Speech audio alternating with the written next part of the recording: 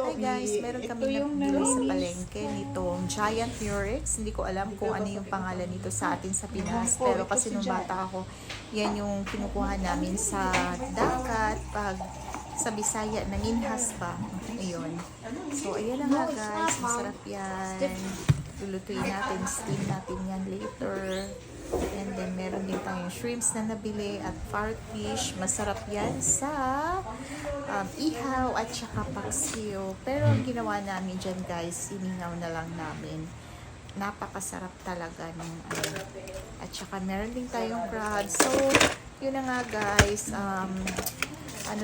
Food trip tayo ngayon. And meron tayong mga maliit na pusit. Yan. Lutuin natin yan one at a time. Talaga, nag-crave talaga ako ng seafoods, guys. Ayan na nga. So, yan, buhay pa yan, guys. Kung makikita nyo, yan. Kanina kasi lumalabas siya. Ayan. Nangungulit ako sa kanila. Ayan, no, buhay na buhay pa yan. At amoy dagat pa yan, guys. O, ayan, no. O, diba? Buhay pa yan. Kaya, napakasarap talaga yan guys. Ayan, no? Kinukulit ko talaga sila.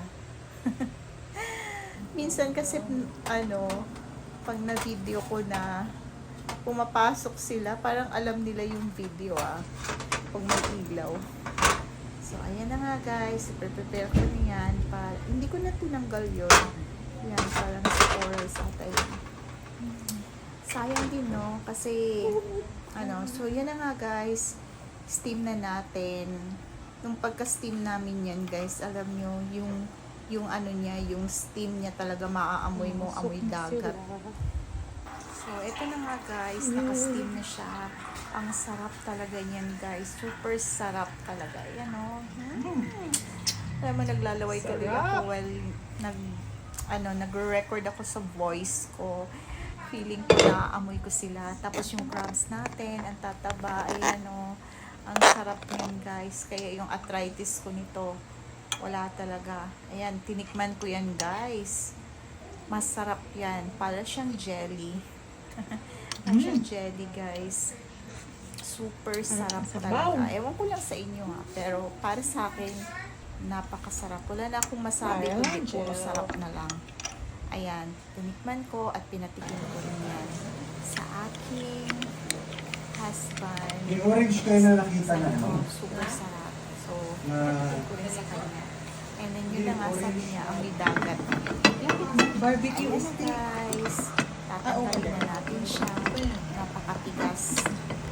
Pero natanggal ko naman. Saan na yung barbecue? Sobrang hirap lang talaga yung tanggalin. Kasi pag ganyan, Kaya,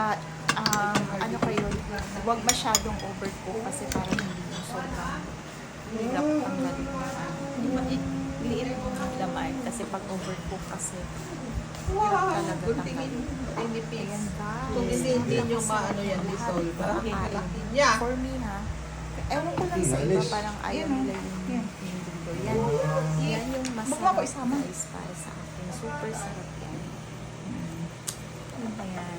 Ang sarap talaga pag ano ba naman to? Puro sarap-sarap na lang. Wala na ba yung akong ibang masasabi kundi sarap-sarap? Ay, naku po.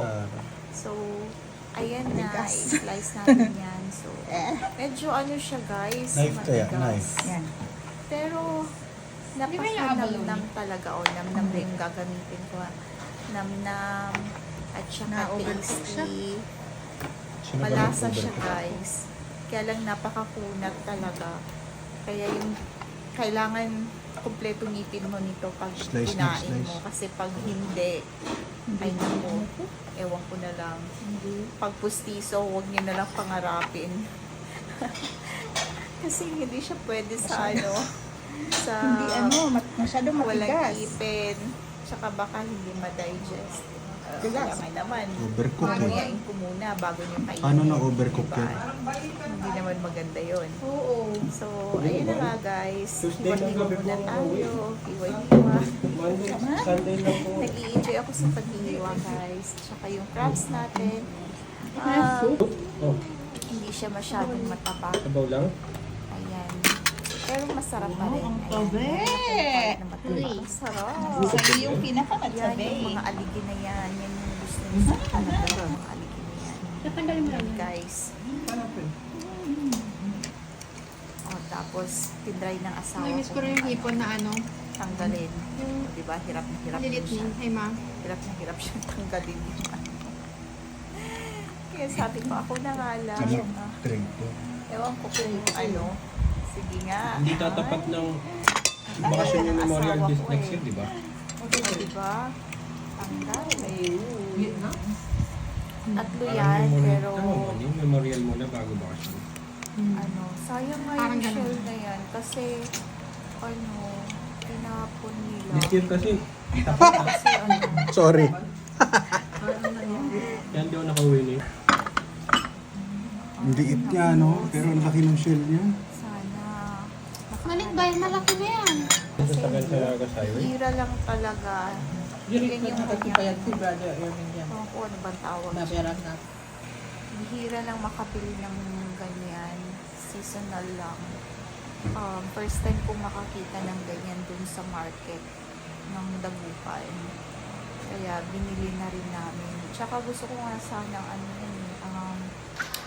yun, tawag nito, yung lagyan ng chlorine para puputi siya tapos ibabarnish mo na lang. So, yun yung pangatlo. Ano na namin, kinain na namin yung lahat. Ano ba yan? Kayo rin ba? Na-try nyo na rin bang kumain ng ganyan? Saan po ba nakakabili ng mga ganyan? Meron din ba sa inyo kung saan man yung location ninyo para bumili tayo ng shell na ganyan. Murex pala yan. Murex. Ang tawag kaya nito sa atin?